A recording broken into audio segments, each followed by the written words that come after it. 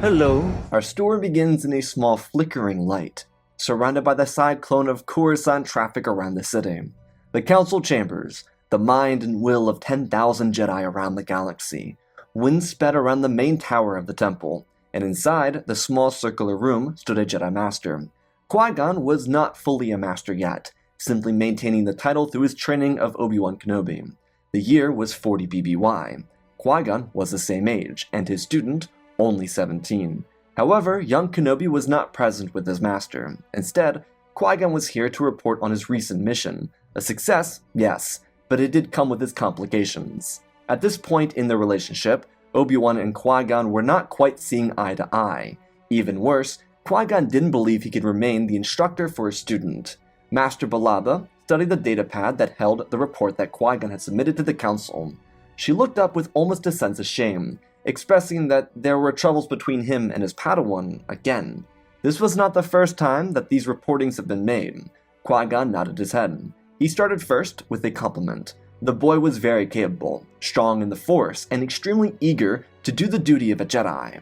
It simply appeared, in fear Qui Gon must add, that this was a mismatch. The Jedi instructor was struggling to adapt his own teaching methods to handle Obi Wan properly.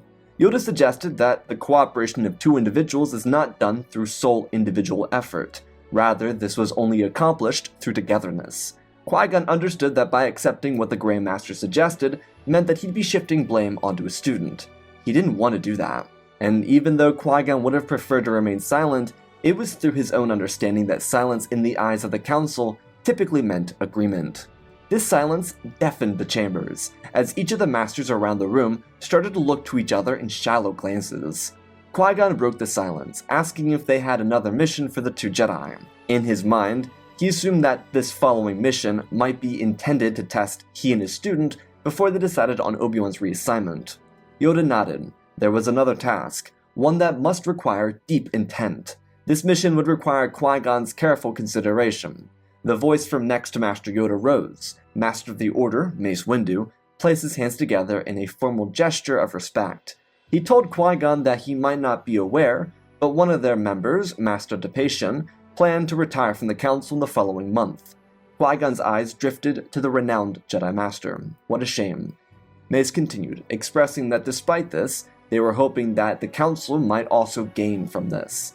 The Master of the Order hereby formally extended an offer for Qui Gon Jinn to join the Jedi Council. The Jedi Master in the center of the room felt the air in his lungs vanish and his mind sent into turmoil. Surely he had misheard him. His eyes drifted around to catch varying expressions. Many shared that of amusement or pleasure, while individuals such as Yoda held a more rueful expression. All of these combined being different, but each master was serious in tone. No surprise to Qui-Gon that Yoda felt a little bit more regret for this decision than not. They were of the same lineage, and Qui-Gon took a lot more after Dooku than he did of Yoda. Master Jin expressed that they had caught him off guard, and he was very surprised. Mace nodded. He imagined that he would be surprised. Even the minds of the Council in years past would have been astonished, for lack of a better word, to see them submit such an opportunity to Qui-Gon, but they had each grown in the years since. As everyone had grown, the possibilities had changed as well. Yoda agreed to this, to which Deppa spoke up, to ensure that there was no varying interpretations to suggest that it was also true that the Jedi Council needed more perspectives. Mace continued from his former student, agreeing that they had all disagreed many times, butted heads even, but Qui-Gon had always acted out of respect towards the Council's authority, while also not compromising his inner convictions. It was a show for the great gift of Qui-Gon interrupted with the word diplomacy, and Mace replied with the word balance. Qui-Gon expressed that they had honored him.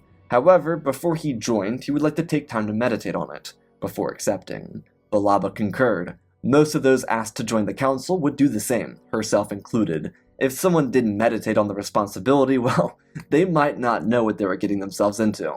A small laughter filled the room. Deppa's infectious smile met Qui-Gon's, only for him to realize that he was smiling back. Qui-Gon felt the true sense of camaraderie within the Council, a friendliness typically bestowed by equals. The future seemed bright, and he was eager to see his way into it. But as those gleeful thoughts filled his mind, reality settled back into the forefront of it, when Mace told him that in some ways this invitation could be seen as a coming at an opportune time. as it could potentially resolve some other problems for the Jedi Master. Qui-Gon agreed. It wasn't forbidden for a counselor to train a Jedi Padawan learner. Master Depation had trained one of Qui-Gon's peers when they were younglings. There was always room for exceptions, but they were very rare. Serving on the council came at a great cost, due to the required time, concentration, and commitment. To be an instructor and committed to the council were equally as sacred. Such focus could be seen as unfair to the Padawan in training, or to the fellow counselors who put their trust into their new member. Like Depation, only individuals who had long stayed their time on the council and were well adjusted to the demanding lifestyle it required would find success in the tradition of training a student as well. Which at the end of all of this meant to Qui-Gon that if he wanted to join the council, then he would probably have to give up his student. Windu rose from his seat to place his hand on Qui-Gon's shoulder, informing him that this invitation would remain silent. The only individual outside of this room that was aware of it was Chancellor Kaj. It would be Qui-Gon's decision if he wanted to inform young Kenobi or any of his other friends about this invitation, but only if they were to promise to remain discreet about such a proposition. Qui-Gon understood and thanked Mace and the rest of the council for their consideration. The first person he wanted to tell was Dooku, but he was away for a mission at Mygeeto, so that would have to wait. Kenobi was likely in his room sleeping by this point, so Qui-Gon took to the garden where he would quietly remain. His eyes scanned the Tree of Life in the middle of the courtyard, and under him his cape fluttered at his feet. The breeze, the ambience, the light pollution were all home to the native from Coruscant. Qui-Gon felt at peace here. He loved the beaming lights that barely crossed over the walls in the garden.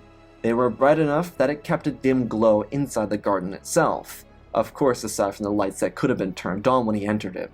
The passing by of starships and city folk buzzed, and his hair drifted behind his head. This was the opportunity of a lifetime for Qui Gon Jinn. All of his desires to make a positive change could be upon him. Joining the council would give him the chance to assert his positions directly and daily. He could be the voice of true and positive change. But there was only one thing that Qui-Gon could not forget.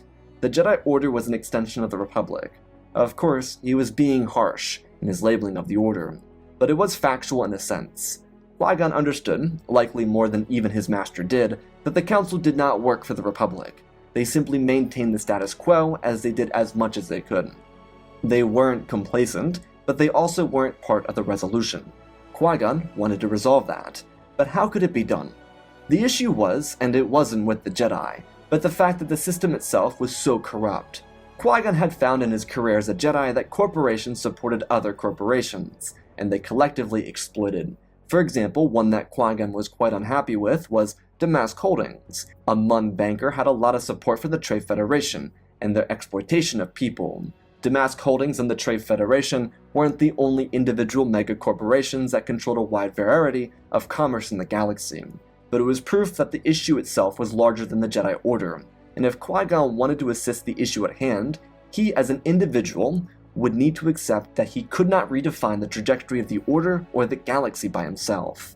He didn't want to release Obi Wan either, but at this point it was clear in his mind that Obi Wan needed a Jedi Master that could understand him better, and teach him more clearly. It wasn't right to continue to hurt both of them in this process. Qui-Gon tightened his arms around his elbows, embracing himself. It was a difficult decision, but one that would need to be made. The Jedi Master would continue to meditate on this decision, and he would come to his resolution. In the coming month, Qui-Gon would relinquish his training of young Kenobi to the experienced Jedi Master Ima-Gun Di. It was a much better duo of Jedi, and Obi-Wan was quite alright with it, which didn't offend Qui-Gon at all. Obi-Wan and Master Gun Di would have a chance at a successful relationship, whereas Qui-Gon would be returning to the Jedi Council as a knight.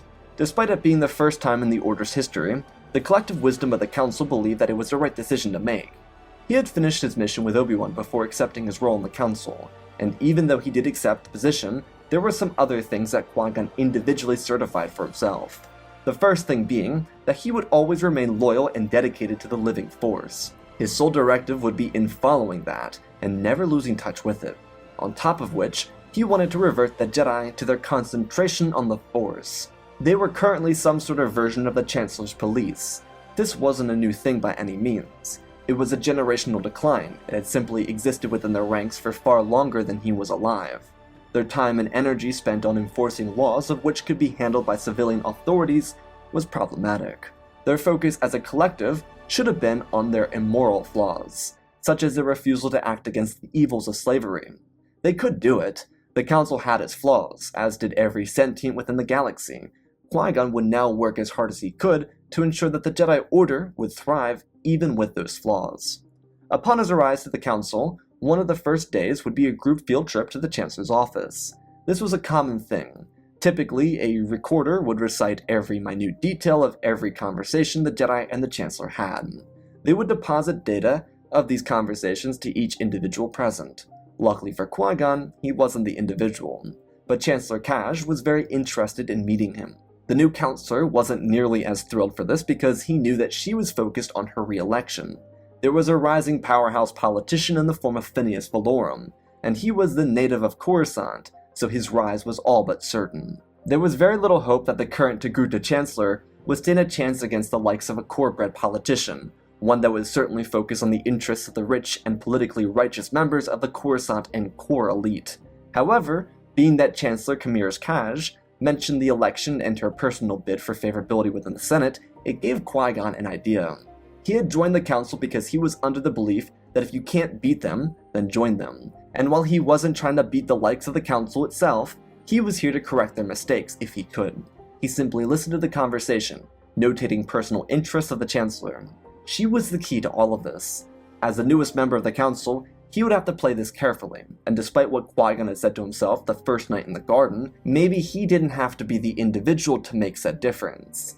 If he could influence others to do it for him, then perhaps the change he wanted to see would come. He waited patiently for the deliberations to continue. It was just mumbo-jumbo gobbledygook. Most of it was political in nature. There were some moments of interest for him, but he focused on crafting up his own counter to lure her in and gain her alliance in taking down the powerhouse politicians, mega corporations, and of course their donors. The first target for him was the megacorps. They had a lot of influence over Republic policy making. Removing them wouldn't just be beneficial for her own political run, but also in assisting people in the galaxy. But even Qui-Gon was being a bit naive. The Trade Federation, Techno Union, Commerce Guild, and banking clans had representation within the Republic itself. Even outside of them, corporations like Damask Holdings filled the pockets of hungry politicians. Everyone inside the Senate was swimming in riches. He had seen that with Senator Dagonet when he was just a Padawan. When the meeting was finished, the Jedi Council started to disperse, and Qui-Gon followed them. As they left the room, Qui-Gon stopped and patted Mace on the shoulder, telling him he wished to speak to the Chancellor alone. Mace stopped, and the two of them looked at each other with a face of sincerity and uncertainty. Mace wanted to ask, but at the same time, he didn't want to. Qui-Gon looked at him and promised his professionalism and his ability to hinder his own personal opinions so that they could have a functional conversation. Mace nodded his head, and placed his hand on Qui-Gon's arm and told him that he had his trust. Qui-Gon thanked him with a grateful smile as he turned back and walked into the office. The Chancellor looked up. The wear and tear of the political office had wrought itself across her face. She was surprised and asked if he had forgotten something. Qui-Gon shook his head, asking if he may sit for a moment. In order to play this game, Qui-Gon needed to play 4D Dejarik with the current ruler of the Republic. He offered her his own counsel if he might. She was willing to listen, understanding how impossible it would be to maintain her office as a non-core-bred politician. Qui-Gon, being from Coruscant, explained to her that he understood the difficulties of the office and how they must have been putting her down. If she truly wanted to maintain her seat in the Senate, he had some ideas, a few of which could be considered radical, while the others would be the perfect route to true victory over her rising competitor. She placed a datapad on her desk and examined his serious face, and she told him to explain. Qui-Gon did so. There were mutual benefits in this, both of which for her campaign, but also the multitude of lives she represented. The Jedi Councilor understood that the way to speak to a senator or a chancellor was by giving them a chance at power. At this point in the Republic, no one cared about the people they represented. There were very few who did public service for the aspect of actually serving. Most were in to fill their pockets. Chancellor Kaj and soon-to-be Chancellor Valorum were no different. But someone like a Togruta Chancellor was a better selection over a human core-bred Phineas Valorum, especially for Qui-Gon and his aspirations. Counselor Jinn told her that in his various studies, he had seen that there was corporate influence in the Mid-Rim extending out into the Outer Rim. Her key to successfully winning this election wasn't by garnering votes in the core, but securing them in the outer and mid-rims. This move was brilliant by Qui Gon. If he could get the Chancellor to see the political leverage in the outer rim or mid-rim, then it could assist her with staying in power. Of course, to Qui Gon, this was simply applying bandages to a bleeding artery. It wouldn't fully resolve the issue, and there was a chance that more could come from this negatively. But for the time being, he was being optimistic. Jinn told her exactly what he had in mind, laying out a plan that included tariffs, expansion bills, infrastructure proposals, and the expansion of autonomous service robotics from small businesses. She listened intently, before telling Qui Gon that in doing this, he was also suggesting a trade war with the Trade Federation, and even some of the many other megacorporations. While she did understand his intentions, these decisions were far beyond her own control. The bureaucracy of the Republic was fully in control of these megacorporations. They pulled the strings. Her hands fell heavily onto her desk, revealing that at the end of her journey as Chancellor, finally seeing that after all these years of striving to do good for the people of the galaxy, she was only able to do good for the benefit of the core elite. Her own people didn't even feel success from her position as Chancellor. She failed her own population. Not that serving as Chancellor meant benefiting your own kind specifically, but everyone in the Outer Rim was struggling immensely, and it wasn't any better after her entire term. To challenge the Megacorps was political death. She would sacrifice everything to get this passed. Qui-Gon asked if that was a better legacy than the one she currently held. The Chancellor sighed. It didn't matter what she did now. Her legacy was forever tainted by her failure to act when she had most of her power. Kirames pressed her hands to her forehead and looked at the Jedi and told him that she would like to continue this line of thinking and talking with him. Some of these bills would surely make headway, but if she wanted to have success, then she needed time to plan it out. Qui-Gon's own work on the Council wouldn't change much. The Council and the Order, for a matter of fact, couldn't really change the status quo alone. They were severely outmatched. While Qui-Gon's place in the Council did assist them with keeping their eyes peeled on interests that Qui-Gon had in certain areas, this again didn't do them much. However, Qui-Gon's input assisted with getting knights to Zygerria to stop a rise of a slave empire before it could ever grow beyond a shadow. Jinn did grow impatient with the Council at times, but he found his commitment to the Masters of the Order to be great for his own personal understanding of the politics of the Republic and of himself. This did, however, lead to some conflicts between Qui-Gon and Dooku. Jinn's master believed that he should have been doing more, and this was the issue that truthfully always sat between Dooku and Qui-Gon. Dooku was far more intense, and his student never was. Qui-Gon grew to understand the Council as a whole, whereas Dooku saw everything they did as a personal attack, and now, because Qui-Gon was a member of that very Council, he believed his former student had betrayed him. This created a tension between them, one that Qui-Gon feared would be irreparable. As much as he wanted to rectify things, he understood his former teacher. There'd be no saving their relationship until something was proven through action. While Qui-Gon did want to concern himself with the relationship he had with his master, he couldn't. His focus needed to remain at the task at hand, which ironically was focus on the Senate. Chancellor Kaj had new life, and her proposed bills saw a massive change in the polls. People from the exterior territories were ready for another savior from the core. They wanted an individual raised through power, simply through lineage. But here sat an individual with the capability to represent everyone within the system. Valorum would not be that. The Republic was broken, and there were repercussions from the megacorporations with a stance within the Senate, but their reactions gave the Jedi something to bite. Kaj's bills went through the Senate, both with vote and executive orders. And the usage of some of these executive orders, she could get 60 planetary cycles to work with, allowing her to implement some last-moment policy changes that could redirect the path of her own reign. Qui-Gon spent time with her and the Council discussing some of these plans, and while there were members of the Council that believed they went too far, it was the fact that Jinn was able to convince a rupture to the status quo without putting the Jedi Order in jeopardy. Though this did mean that the Council had plenty of reason to have concern for Chancellor Kaj. Her upset of the status quo included a few changes to labor laws too. The Federation could use its expansive droid sentries, which was what they publicly called them. But they opted to, with the funding of Damask Holdings, target populated locations and use them instead. The executive orders created by Kirames were used to essentially up the prices on Federation and other megacorporation products, and allow non-competitors to sell at an average price.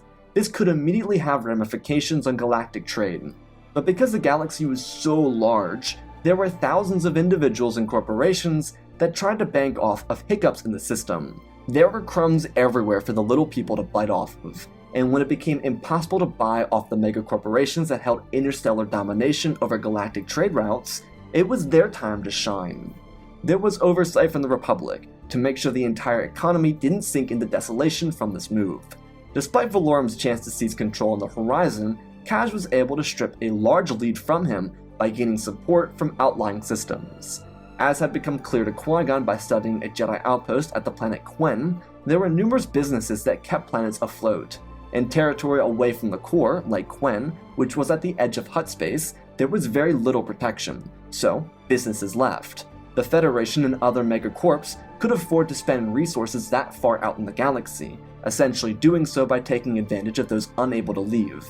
Most of the smaller businesses that were not megacorps couldn't afford a pirate raid from Hutt space or Outer Rim territory, and therefore they moved closer to the Inner Rim if they could afford to do so. Otherwise, it was more mid-rim territory. Point being, smaller people had to get out, bigger people didn't need to.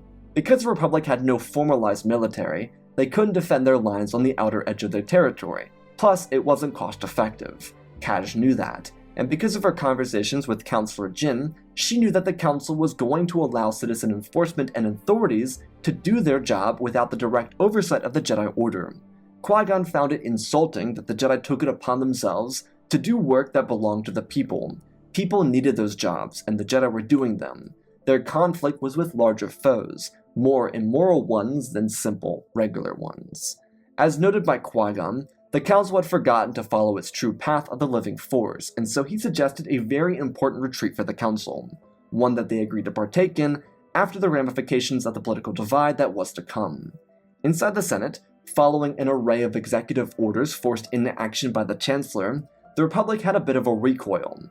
Political drama unfolded. Trade Federation representatives quickly took a stand against the Chancellor, and she, thanks to reports filed by the Jedi, revealed some of the malpractice performed by their corporation, and even the holdings that supported it under Damask's name. There are many in the Senate who turned a blind eye to these reports in the past. Not that people paid a whole lot of attention to intergalactic C-SPAN, as it was, so it wasn't like this topic would turn heads in the public, but there were senators who, upon hearing their leader redirect her approach, think that it would be political self-destruction to support the Trade Federation.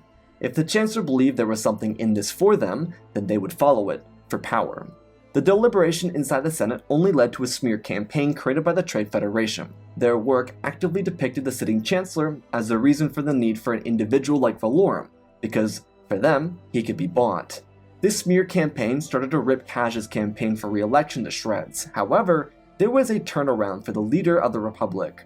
Her executive orders had immediate effects on the lives of those who were able to take advantage of the disappearance of the megacorporations. There just remained one issue. The corporate oligarchs had generational wealth that wouldn't just vanish. They were created by what came before them. None of them were built by the grit it took to forge their own empires. So while they had the credits to stay in business and even begin their own malpractices, they didn't have the heart of their forefathers. Gunray, like many others within his circle, were spineless slugs. They had no strength, and the smear campaign led by the Trade Federation only proved to the sitting Chancellor that she had gotten under their skin. And because these oligarchs had only known comfort, the first sight of discomfort brought forward a chance to throw their allies under the bus. All these megacorporations had their fingers deep within each other's pockets, but also different quadrants of the galaxy belonged to each of them. At the first sign of trouble, Gunray looked weak, so in an effort to maintain his power, he would go to Hego Damask and tell him they needed more funding and whatnot. It was a power play to try and use another company as a scapegoat. There was one issue to Gunray's flawed plan. It wouldn't aid anyone, and would lose him allies. Not to mention, it would prove exactly what the sitting Chancellor was trying to prove. If she could show that megacorporations were corrupt, then she would have all the more reason to forward more restrictions and biases against them.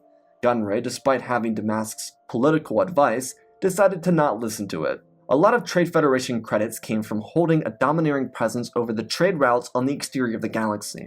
Now that there was no longer a total monopoly on everything out there, the little guys started making lots of credits. If Damask didn't want to fund their push to incentivize their continuous growth, then they would do it without him, and make sure he and his allies paid the price for it. Again, the fear of the Federation being that in their first sign of true trouble since growing into the roles they hadn't earned, they panicked. All of them were born with platinum spoons, and grown in palaces of extravagance. They understood very little of competition and struggle of the everyday.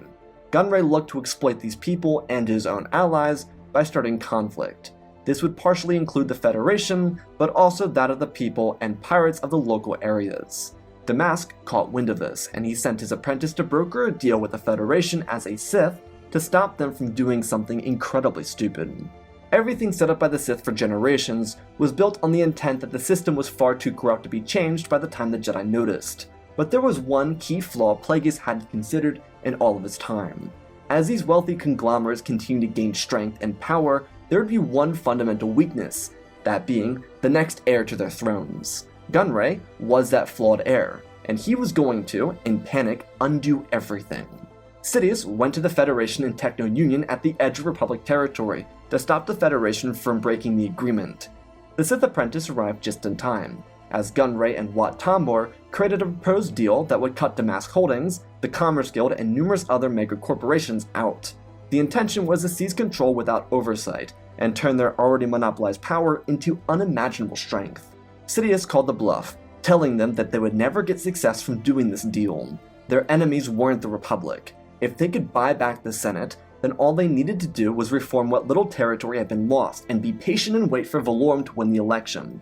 But the issue is, the blood was in the water. The tariffs on their corporate products increased their prices so much that they were no longer competitive in galactic markets. Smaller businesses, especially on the edge, could afford to undercut the mega corporations without sacrificing their own product for little return. This didn't mean that the little guys were overselling to the consumer. They still sold cheaper than the Federation did, and they made a lot more profit because of it. It was a very intricate scenario, but the mega corporations did everything to ensure that no one could buy from the little guys before this legislation went out, and the Republic, with very focused and intentional legislation, changed that game. Sidious had a good idea though, and Gunray and Tambor would follow it. They, however, had a much different interpretation of how to follow it than Sidious did. Palpatine believed that they could simply take advantage by filling pockets of senators, but he forgot how much power these conglomerates had already. They instead decided to blockade entire trade routes, stopping the goods from reaching outlying systems.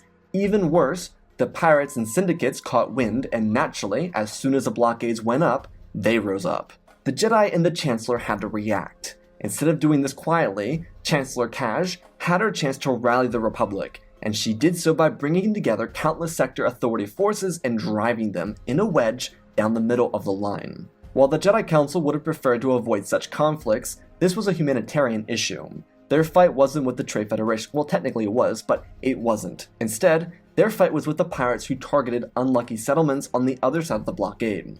A task force of 500 Jedi were gathered by the Council, and the entire Council together abandoned Coruscant and drove straight into the chaos.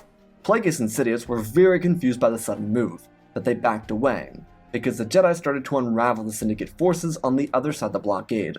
In a weird way, Qui Gon ensured that the Jedi and the Republic were closer than ever before. Due to this attack on democracy and free trade, as it was being painted, the election was stalled out, and Chancellor Kaj was given emergency powers to do everything she was already doing. The message sent out by Gunray was that he simply wanted to show the Republic that they needed the Techno-Union and Trade Federation, and that they could do whatever they wanted.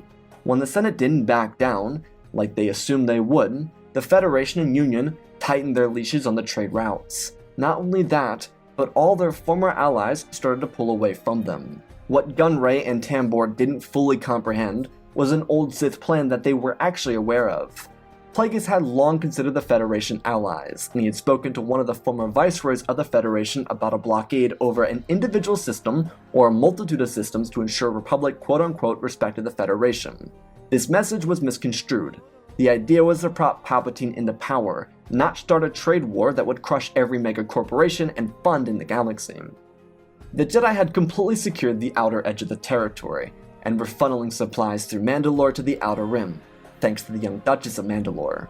This meant that the Council could finally go with Qui-Gon's retreat. There were firmly stationed outposts and about 1,000 Jedi now in that territory. The Council could withdraw without hurting their brothers and sisters by doing so. So while the Jedi were on their retreat, the Federation and Techno-Union acted. Because Gunray and Tambor settled their agreement, they ensured that their former allies couldn't rally support to stop their combined pursuit of galactic commerce control. As a result, inside of each of the offices of their former allies, bombs were set to go off. Ironically, inside Damask Holdings, neither Sith were present. That didn't make them safe though. Hego was speaking with representatives from the banking clans on Scipio, meaning he'd be killed in a blast. And Palpatine was in a joint meeting with the Commerce Guild and Zerka Corporation. He too would be killed in a separate bombing. This was entirely done so that the Federation and Techno-Union could wage war on their former allies and take their territory. This didn't really save the Federation or Techno-Union though. Their intent was to cripple the other corporations and wage war on the Republic, but it simply wasn't as feasible as they hoped it would be. Their naive approach to things gave way to the crumbling of their own corporation, and as a result, Gunray and Tambor were usurped respectively by their own people. It didn't save the corporations themselves from war with the Republic. By the time the several-month conflict was over, the Federation and Union were to be dismantled and handed out to those who had the power to do good. The crumbling of these two mega corporations within the Republic and the death of the Sith were the direct correlation with policy changes in the Senate. It only went to show how corrupt the system was, and how the intricate Sith plan relied as much on luck as it did political manipulation. The end of the Sith would come while the Jedi were meditating on a planet far from Coruscant or the conflict. They wouldn't even ever learn of the Sith.